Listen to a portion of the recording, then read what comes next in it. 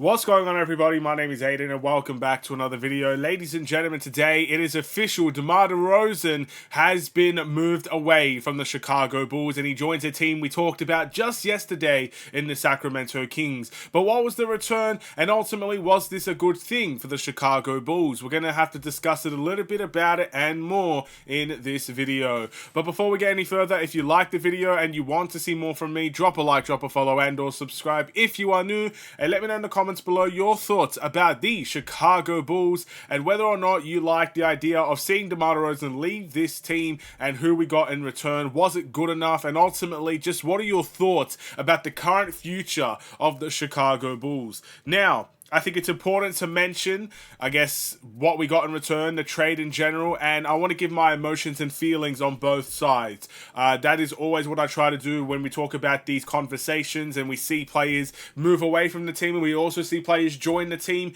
It's going to happen like that every season, so I do want to talk about it as best as possible.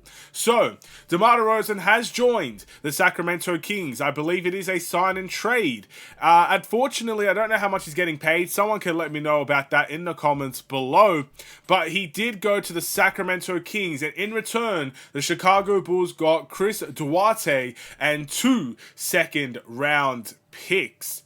So there you go, ladies and gentlemen. That is the trade that sees DeMar DeRozan leave the Chicago Bulls. Now, I want to talk about, obviously, the players in return first. Obviously, seeing DeMar leave, seeing Chris Duarte come to the Bulls. And then I'll give my final opinion on the trade itself and the sign-in trade itself. So, seeing DeMar DeRozan go to the Kings, look, at the end of the day, it's a sad day, in my opinion, for Chicago Bulls fans. Some people will take this day as a good day just because we get to pick the direction. We now know our direction. We know what's officially happening.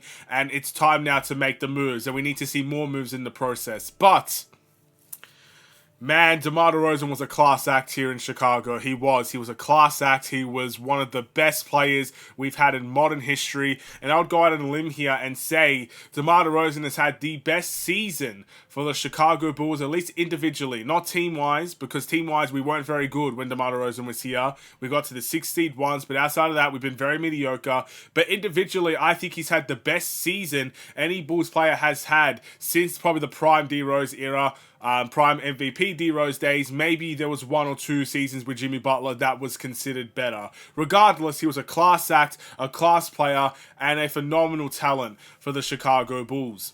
I mean, he brought some great memories here. The back-to-back buzzer beaters. That year, he had an MVP caliber season for the vast majority of people. And it was just... man, I loved it. I'll be honest, I loved it. Even when we sucked, watching DeMar DeRozan take over a game, I loved it. I loved every single bit of it. And watching DeMar DeRozan do his thing, some moments it wasn't even just scoring where he took over a game. He could get playmaking numbers like nobody's business. He could dictate a game just by talking. And it was really an interesting dynamic. Of course, he's such a unique player. He always has been. In terms of the NBA, he always will be. He's considered old school, but he's an old school player that's thriving in the modern NBA. And I think the Sacramento Kings will get a good player there. Now, I'm not necessarily certain about what type of, I guess, fit they're going to have. Sacramento is a team that I think likes spacing, and Domantas Sabonis is shooting more and more threes each and every single season, but he's not the best three-point shooter, so spacing is already hindered there. DeMar DeRozan coming into the starting lineup, I think, will also hinder some of that spacing, and I think Sacramento are going to have to play very differently next season. But you're getting 2 of the clutchest players in the NBA on the same team. You're getting someone that can take over a game at any given point in DeMar DeRozan. You're getting a double-double machine that is phenomenal and can also take a game over at any given point in time in De'Aaron Fox. You're getting them on the same team. And I truly believe they will figure it out. And I do think they'll be good next season. Do I think they're championship contenders? Ultimately, that is going to be something we'll have to wait and see about. I think it's very unpredictable what's going on there in the Western Conference. I think one team, like for example the Warriors, didn't they win a championship against the Celtics? Then they barely made the play-in tournament the year after. It's a very weird dynamic there with the Western Conference. The Timberwolves were the 8th seed 2 years ago. Last season, they made it to the Western Conference Finals. Dallas was out in the second round the vast majority of seasons, then they made the NBA Finals this season. It's a very weird dynamic. So I'm not going to say they're not going to be be contenders, but I will say it's unlikely they become contenders, even with DeMar DeRozan there. But it's going to be a heck of an interesting time, and DeMar DeRozan will be lighting the beam a lot over there in Sacramento. Now, moving over into obviously who comes along to the Chicago Bulls side of things, we get Chris Duarte, ladies and gentlemen. Now, Chris Duarte is coming off his worst season in the NBA. It is as simple as that. I think he averaged 4 points per game, played 59 games for the Sacramento Kings. I don't know how many minutes he played and stuff of that nature, but put it this way.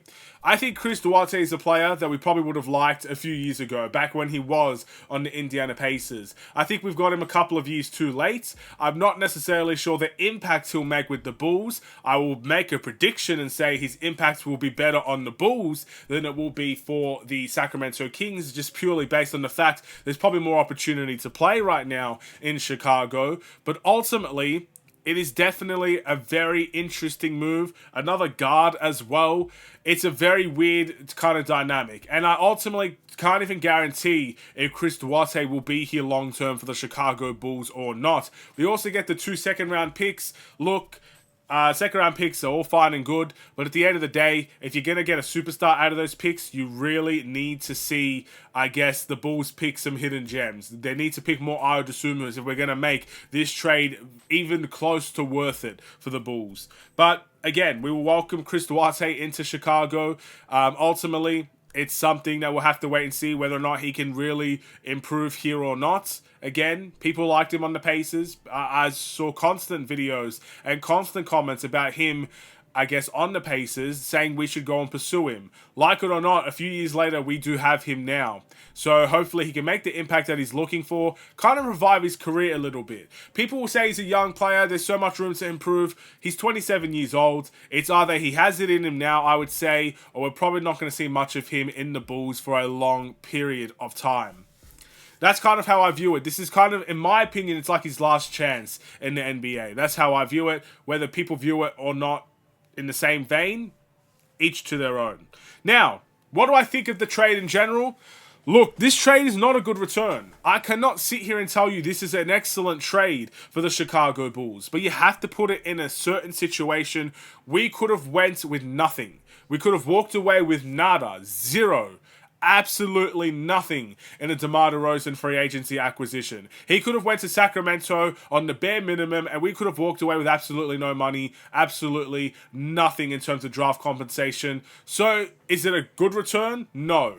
And this is a lesson for the Bulls in many ways, because they keep getting talent and they keep them around for way too long. I'm not saying that as a bad thing towards DeMar DeRozan, but if we did figure out our future and we went in a younger direction even 6 months ago, let alone a year ago, you would have got so much value in return for DeMar DeRozan, who still was having a great season for Chicago. He's had his best numbers in a Chicago Bulls uniform, but you kept him too long. You ultimately left your future in an undecided state for quite a long time after the end of the season, and now we pay the consequences with little to no return on DeMar DeRozan. We got to see Andre Drummond walk away for free as well. It's a bit frustrating in that point of view. So it's not a good return, but you also have to consider it's better than having nothing in this situation. I'd rather have Chris Duarte and 2 second-round picks in the hope those picks can mean something in the future than absolutely nothing.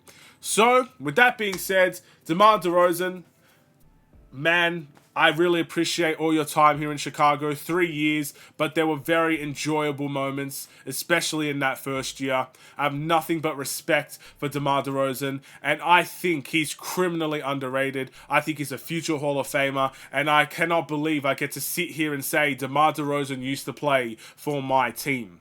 You know, you might look at that and laugh now, but wait 10 years down the line, wait 15 years down the line, when we're looking back, remember players like Vince Carter. Probably people were laughing saying Vince Carter, you know, he was a joke in his 35 to 40s, but 10 years down the line, you're probably going to look at that and say, man, Vince Carter played for my team. That's kind of how I'm going to view DeMar DeRozan in a few years' time. He played for my team. And not only did he play for my team, he also thrived in my team as well. Good luck, DeMar DeRozan in Sacramento. Hopefully those numbers can continue to rise, and hopefully you're in a better situation to go and compete, because clearly the Bulls were not going to offer that to you this upcoming season. And for the Bulls, it's time to move on. Still got more trades to do in my opinion. We'll see how it goes. Thank you for watching, and I'll see you in the next one. Stay safe, stay healthy, and stay tuned for more. Take care, and peace.